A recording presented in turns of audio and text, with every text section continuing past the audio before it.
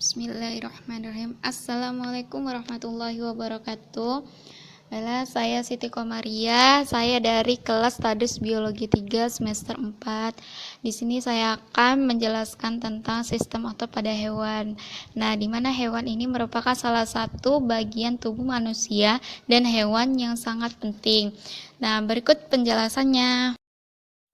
Nah, sebelum kita mengetahui bagaimana cara kerja otot, lebih baik kita mengetahui apa itu pengertian otot. Nah, otot itu adalah jaringan yang dapat tereksitasi atau sebagai organ efektor yang dapat merespon berbagai stimulasi seperti perubahan tekanan, panas, dan cahaya.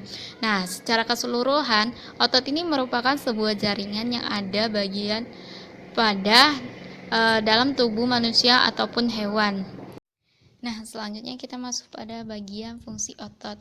Nah, fungsi otot ini yang pertama yaitu untuk melakukan gerakan tubuh, yang kedua yaitu untuk membantu dalam peredaran darah, yang ketiga membantu dalam proses pernapasan, yang keempat membantu dalam proses pencernaan, yang kelima membantu proses persalinan, yang keenam membantu proses keseimbangan tubuh, yang ketujuh membantu mengatur postur tubuh. Nah, secara keseluruhan fungsi otot ini yaitu sebagai alat gerak untuk menggerakkan tulang. Nah, selanjutnya kita masuk pada jenis-jenis otot. Nah, jenis-jenis otot ini terbagi menjadi 3 bagian. Yang pertama yaitu otot polos, yang kedua otot lurik, yang ketiga otot jantung. Nah, berikut penjelasannya. Nah, yang pertama itu otot polos. Otot polos yaitu sel-sel otot yang dibentuk dari gelandong dengan bagian yang runcing dan hanya memiliki satu inti sel saja. Otot polos ini bekerja dengan sistem saraf tak sadar atau juga sering disebut otonom. Nah, ciri-ciri dari otot polos ini yaitu bentuknya gelandong, satu inti di tengah, tidak ada garis melintang, aktivitas lambat, geraknya beruntun, berkontraksi dalam waktu lama, dikontrol oleh saraf tidak sadar dan otot tidak sadar. Contohnya itu pada saluran pencernaan, pernafasan, dan pembuluh darah. Nah, itu tadi ciri-ciri dari otot polos. Nah, selanjutnya yang kedua yaitu otot lurik. Otot lurik ini ialah otot yang dimiliki tampilan seperti namanya, yaitu tampilan lurik antara gelap dan terang dengan tampilan yang selang-seling. Struktur otot lurik ini terletak pada bagian rangka manusia ataupun hewan, sehingga otot ini juga sering disebut dengan otot rangka. Nah, ciri-ciri pada otot lurik ini yaitu melekat pada rangka. Nah, otot lurik ini melekat pada setiap tulang-tulang pada manusia ataupun hewan. Yang kedua ada bekerja secara sadar atas perintah otak atau volunteer. Yang ketiga ada garis-garis gelap dan terang yang melintang. Yang keempat membentuk silindris panjang. Yang kelima memiliki banyak inti sel. Yang keenam mampu bekerja dengan keras dan tepat tetapi mudah lelah. Yang ketujuh memerlukan istirahat. Yang kedelapan cepat dalam berkontraksi. Yang kesembilan letak inti sel berada di tepi. Yang ke-10 terdapat pada otot paha, otot dada, otot betis, dan seluruh tubuh manusia ataupun hewan.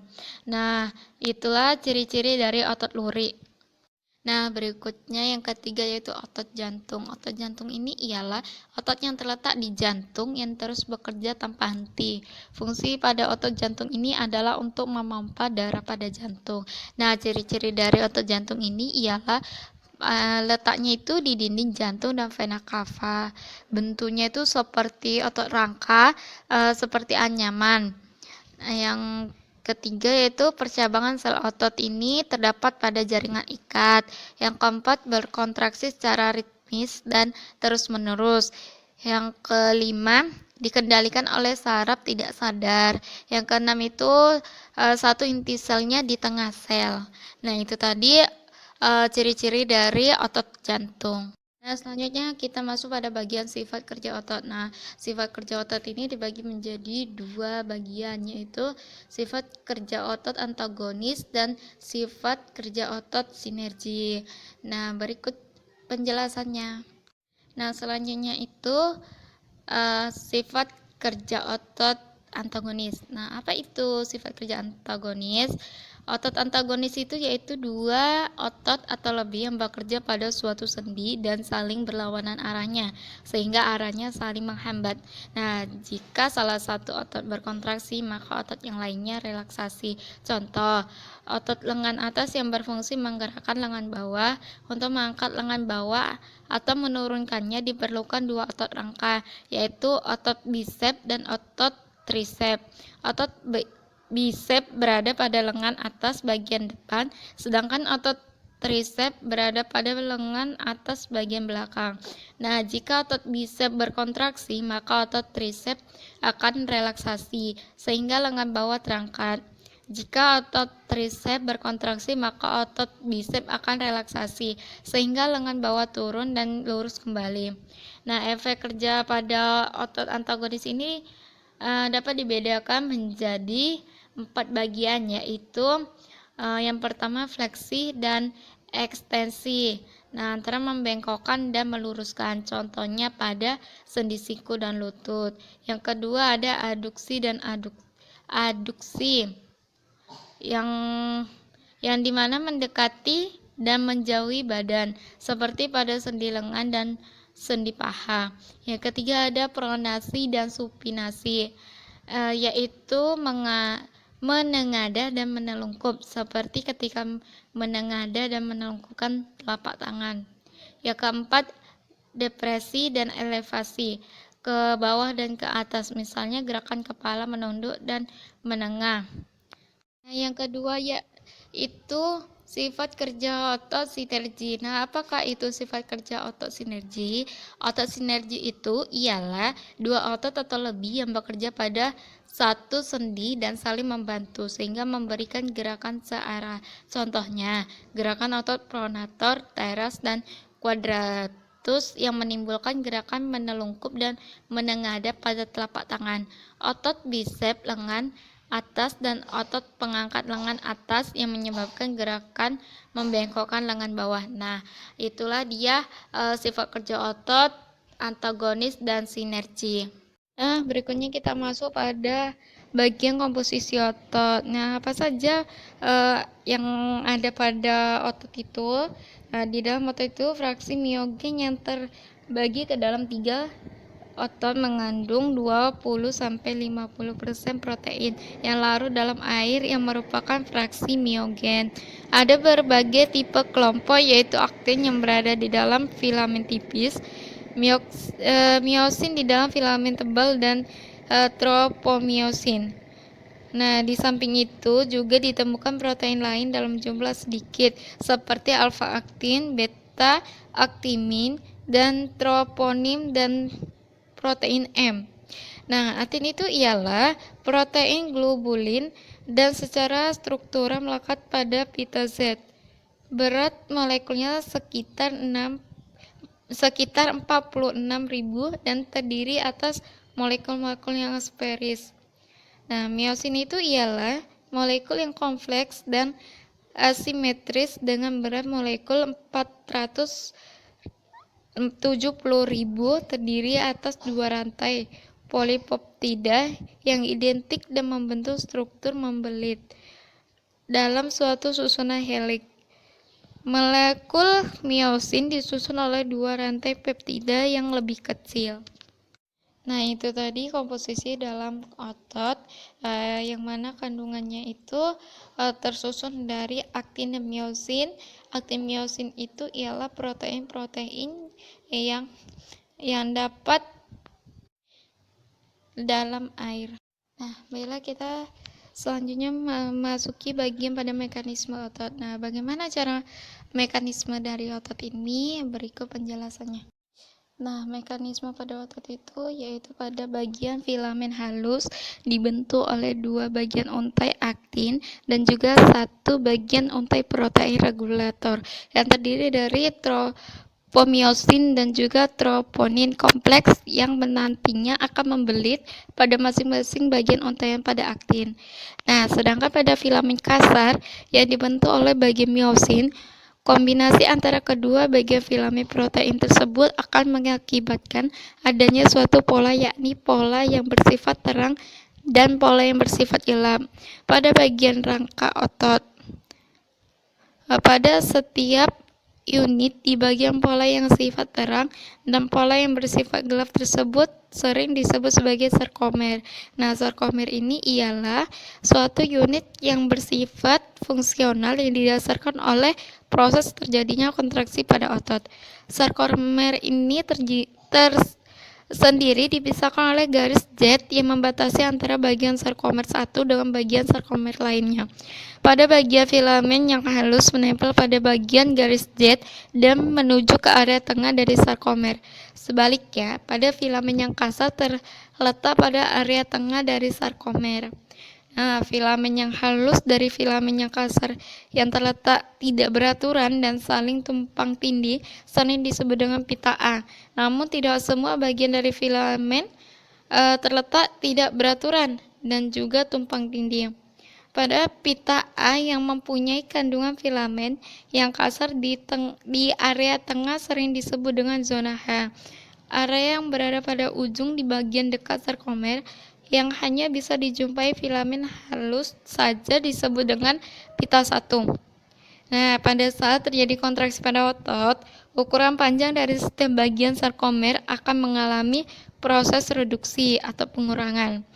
Pada proses reduksi ini yang terjadi yakni perbedaan jarak yang ada dari satu bagian garis Z ke bagian garis Z selanjutnya yang akan menjadi berukuran relatif lebih pendek. Sarkomer yang mengalami proses kontraksi tidak akan mengakibatkan suatu perubahan ukuran panjang pada pita A. Namun pada pita I akan mengalami pemendekan dan juga pada zona H akan menghilang. Nah, itu tadi mekanisme dari otot. Nah, selanjutnya kita masuk pada faktor-faktor yang mempengaruhi kontraksi otot. Nah, apa saja yang mempengaruhi kontraksi otot ini? Yaitu yang pertama, tipe yang biasa disebut dengan staircase effect, yaitu meningkatnya kekuatan kontraksi berulang kali pada suatu serabut otot. Nah, karena stimulasi berurutan yang berselang beberapa detik. Pengaruh ini mungkin disebabkan oleh meningkatnya konsentrasi ion Ca++ di dalam serabut otot yang meningkatkan pola aktivitas miobril.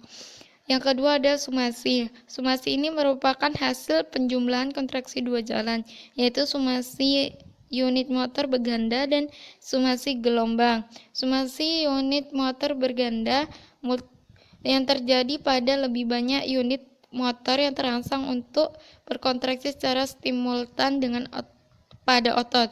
Oleh karena itu, semakin banyak serabut otot dan berkas-berkas yang berkontraksi dan menghasilkan kekuatan yang lebih besar di dalam otot secara keseluruhan. Nah, sedangkan pada sumasi gelombang terjadi apabila frekuensi stimulasi ditingkatkan kepada unit-unit motor.